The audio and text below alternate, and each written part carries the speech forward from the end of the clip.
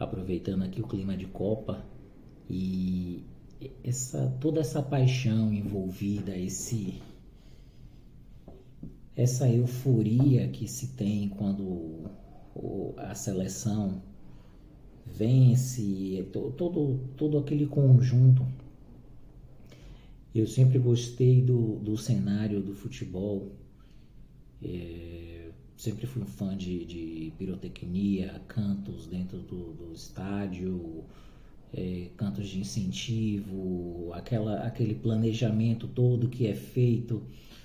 quando você vai acompanhar o seu clube em outro estado, o horário, aquela concentração que só quem já viveu sabe, de você às vezes não conseguir dormir de uma noite para outra, de um dia para o outro, quando tem um clássico. E tudo isso fez parte da minha vida, mas também meados entre 2012 e 2017 eu passei a enxergar o futebol com outro olhar, depois de uma leitura que eu fiz de 2 livros, mas em especial era o livro de título A Bola Não Entra Por Acaso, que ele contava um pouco sobre o papel de alguns clubes pelo mundo e a importância de a gente entender que, primeiro, o clube de futebol, aquele clube que a gente ama, que a gente grita, vibra por eles, ele é uma empresa, então ele precisa faturar, ele precisa gerar lucros, e também que cada clube ele monetiza através de uma determinada função. Por exemplo, há clubes que o papel é ser vitrine de jogadores, revelar jogadores, e é a partir disso que ele faz dinheiro. Ele não é aquele clube que ele vai estar entrando em um campeonato para ser campeão e conquistar todos os títulos possíveis. Você certamente já vai vir em mente um clube dessa forma. O clube de vitrine é aquele clube que ele vai revelar jogadores da base e vai começar a vender esse jogador. Ele vai ser uma espécie de vitrine mesmo para esse jogador,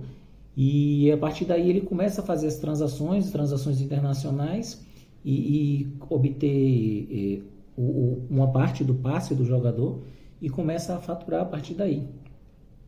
Para esse tipo de time, é difícil ele fazer parte daqueles clubes que têm dinheiro o suficiente para brigar por títulos todo ano. Mas como torcedor, a gente não quer saber disso. A gente só quer que o nosso time entre em campo e vença todas e seja o campeão, e a gente não considera que é mais fácil, às vezes, ele ficar ali no meio termo e ter uma receita, digamos, pomposa de vendas internacionais que ele venha fazer, do que ele se endividar, fazer uma ultra alavancagem para tentar ser o campeão, sendo que ele não tem nem recursos para dar uma condição para os jogadores fazer esse tipo de coisa. E o outro livro que eu li, também falou muito sobre, esse era mais voltado para a liderança, era o livro que falava sobre o Alex Ferguson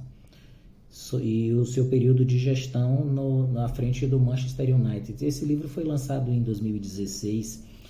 e aí vale a pena a leitura de todos esses dois. Mas assim, depois desse livro você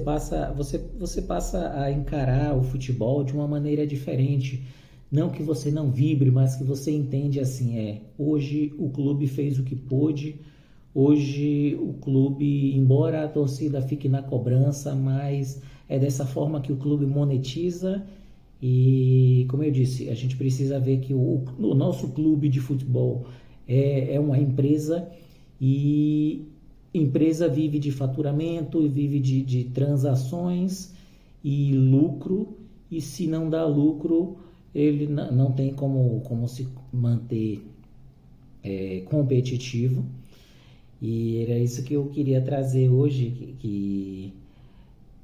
o quanto a nossa paixão pelo futebol às vezes termina nos cegando de entender que o nosso clube ele funciona como uma empresa, e na maioria das vezes o não vencer para não ter de passar por uma certa logística de viagem talvez seja o ideal para que ele mantenha as contas ali saudáveis. E no final isso é gestão.